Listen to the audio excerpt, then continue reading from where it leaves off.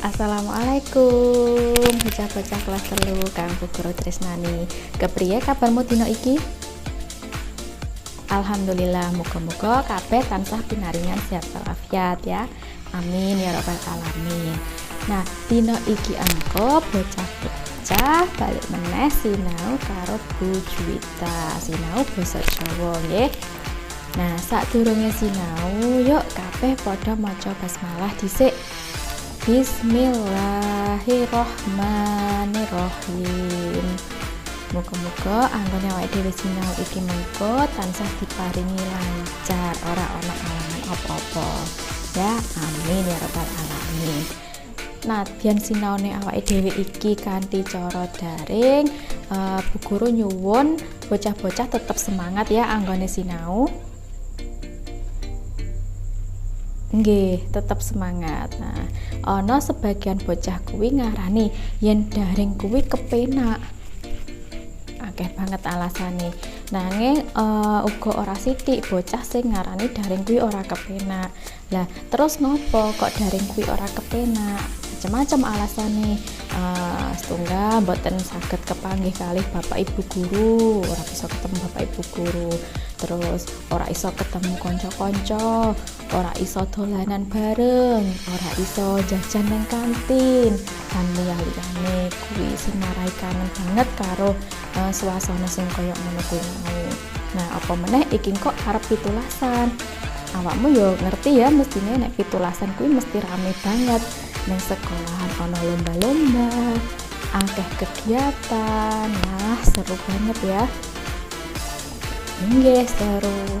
Nah, sing jenenge kegiatan kuwi mau ki bisa diamati dadi penonton ya kan.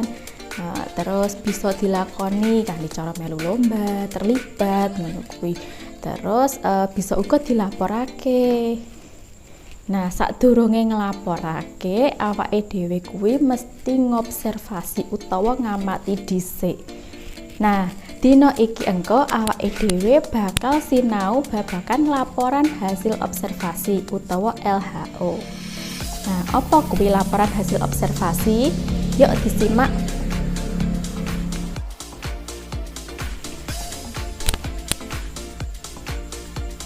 Saiki awake dhewe bakal sinau babagan laporan hasil observasi utawa LHO. Nah, yuk disimak tujuan pasinaone. Tujuan pasinaon ing dina iki yaiku setunggal bisa njelasake pangerten laporan hasil observasi utawa LHO. Ingkang nomor kalih bisa njelasake jenis observasi. Ingkang nomor 3 bisa njelasake teknik nyusun laporan hasil observasi utawa LHO. Nah, apa kuwi laporan hasil observasi? Yuk disimak. Bocah-bocah, saiki awake dhewe sinau laporan hasil observasi. Apa kuwi tegese? Tegese yaiku wujud informasi tulis sing menehi pawarta utawa berita penting ngenani sawijining kedadian utawa kegiatan. Nah, laporan hasil observasi kuwi kaperang dadi loro utawa dibagi menjadi 2. Apa wae? Sing sepisan yaiku observasi langsung utawa partisipatif. Sing jenenge partisipatif utawa partisipasi kuwi mesti terlibat langsung. Nah, tegese yaiku sawijining kegiatan ngamati. Nah, kang panelitine utawa pengamate kuwi melu ing kegiatan pengamatan. Dadi langsung terlibat ning gone kegiatan. Ngono ya. Tulodo ana kegiatan mengeti dina pendidikan utawa hari pendidikan. Tuladane kaya mangkene. Aja lali nang dhuwur ditulis laporan kegiatan kuwi minangka irah-irahan utawa judul. Banjur ing ngisore diwenehi jeneng kegiatan. Jeneng kegiatane apa? Mengeti dina pendidikan. Nah, banjur ana wektu kegiatan. Wektu kegiatane kapan? Tanggal 5 nganti 7 Mei 2021.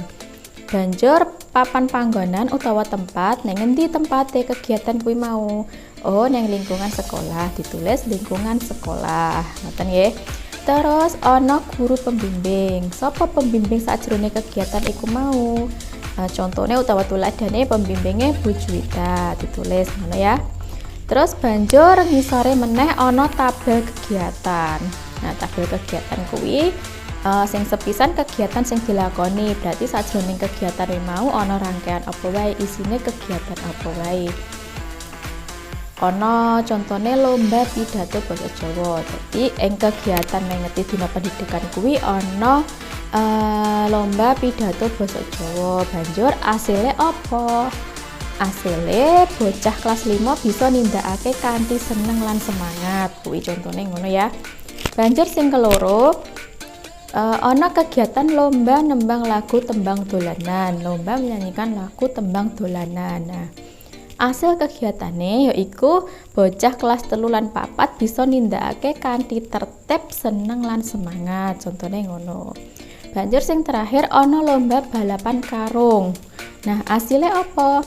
Asile bocah kelas 5 lan 6 bisa nindakake kanthi sportif. Ngoten nggih. Banjur jenis sing keloro yaiku observasi ora langsung utawa non partisipatif. Tegese kuwi sawijining kegiatan ngamati kang panelitine utawa pengamate ora terlibat langsung utawa ora melu ing bagian kegiatan kang diteliti, utawa bisa uga katerangane entuk saka wong liya. Kuwi sing diarani observasi ora langsung. Tuladane kaya ngene. Nah, tetep ya ning dhuwur mau ditulis irah-irahane laporan hasil observasi. Banjur papan panggonane neng endi? Oh, neng pelataran omahe Lani. Pelataran kuwi tegese halaman. Terus ana wektu observasi. Kapan ditindakake observasi kuwi? Observasi ki pengamatan ya. Wektune dina Kamis tanggal 22 Juli 2021. Tuladane ngono. Terus objek sing diobservasi. Objek kuwi artine sasaran utawa benda ya iso. Sing diamati apa? Tanduran ing pelataran omahe Lani.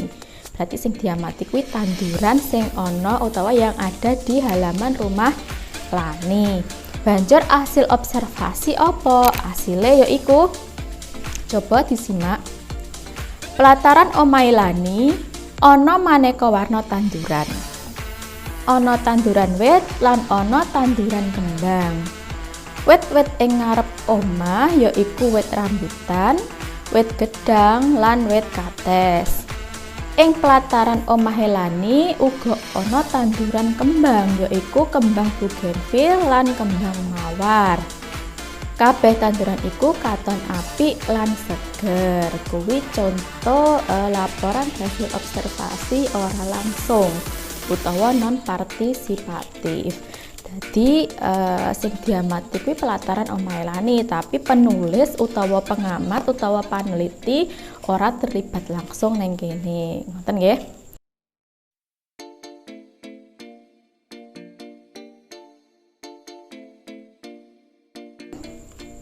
Saka laporan hasil observasi non partisipatif iki mau ana strukture. Apa wae strukture? Sing sepisan ana pambuka. Pambuka yaiku perangan. Perangan kuwi bagian ya. Perangan kang nerangake titikan utawa ciri-ciri barang, tondo lan sapanunggalane. Kuwi pambuka. Banjur ana isi. Apa kuwi isi? Isi yaiku perangan utawa bagian sing nerangake gegambaran sing luwih rinci. Dadi intine. Ngoten.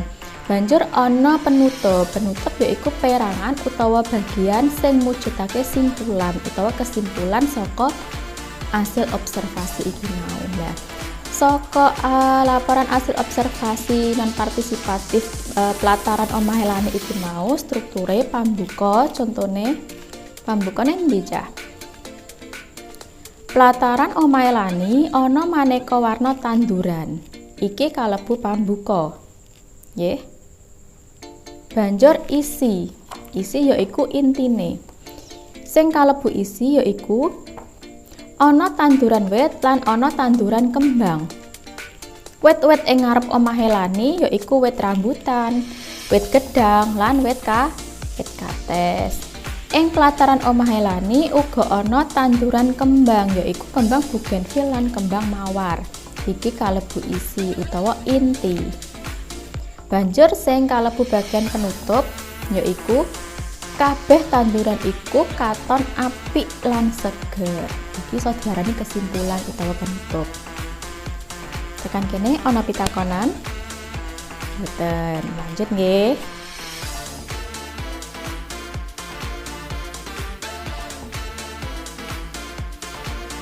Banjur yen awakmu arep nulis utawa arep gawe laporan hasil observasi, ana bab-bab kang kudu digatekake. Napa mawon? Setunggal objektif, tegese yaiku bab sing dilaporne kuwi kudu bener-bener dilakoni. Ngoten. Terus wonten jangkep. Jangkep kuwi tegese lengkap. Dadi isine laporan kuwi mau kudu jangkep, kudu lengkap. Ora ana bagian sing ilang. Contone ana pambuka, ana isi utawa apa ndek mau, utawa inti, banjur ora ana penutup. Lah kuwi tegese laporane kurang jangkep utawa ora lengkap. Jadi gak entuk mboten bareng. Lajeng sing nomor 3 tepat waktu. Tepat waktu kuwi tegese oleh ngumpulne laporan kudu cocok karo wektu sing disepakati. Tuladane Bu Guru ndhawuhi bocah-bocah dina iki mengko mulai gawe laporan hasil observasi ngenani kegiatan pramuka. Nah, laporan iki ditumpuk minggu depan. Minggu ngajeng. Nah, kuwi berarti awakmu kudu tepat waktu, aja sampai anggonmu nggarap utawa anggonmu numpuk kelewat saka seminggu. Waktu sing wis disepakati, kuwi mboten bareng. Banjur sing nomor 4, nyedot kawigaten utawa menarik perhatian. Kawigaten kuwi perhatian. Dadi panyusune laporan kuwi kudu rapi lan menarik. Nah, menarik perhatiane wong liya ya. Banjur wong liya kuwi mau ki padha tertarik, padha pengen maca. Nah, kepo ingin tahu ki apa to isine ngoten. Sampun tekan kene ana pitakonan. Mboten wonten. Yen mboten wonten pitakenan, niki wonten tugas, wonten garapan kanggo bocah-bocah. Garapane yaiku gawe laporan sederhana ngenani kegiatan kang ana ing lingkungan sekolahmu. Umpamane rekreasi, Jumat Resi, kerja bakti, latihan pramuka lan sapanunggalane bebas ya. Jadi ora kudu sing disebutne karo Bu Guru iki mau bebas lan sapanunggalane kuwi dan lain-lain. Ngoten. Nggih, cekap semanten sinau basa Jawa ing dina iki. Kurang luwihe Bu Guru nyuwun pangapura. Bu Guru pungkasi sekian. Wassalamualaikum warahmatullahi wabarakatuh.